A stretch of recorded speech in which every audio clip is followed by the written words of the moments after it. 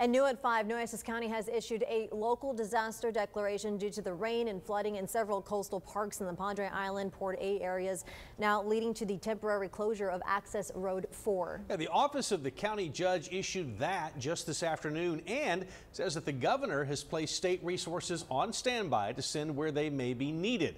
And that declaration also outlining the flood warning issued for Oso Creek here in Nueces County, which is expected to rise above flood stage tonight to a crest of 23.6 feet.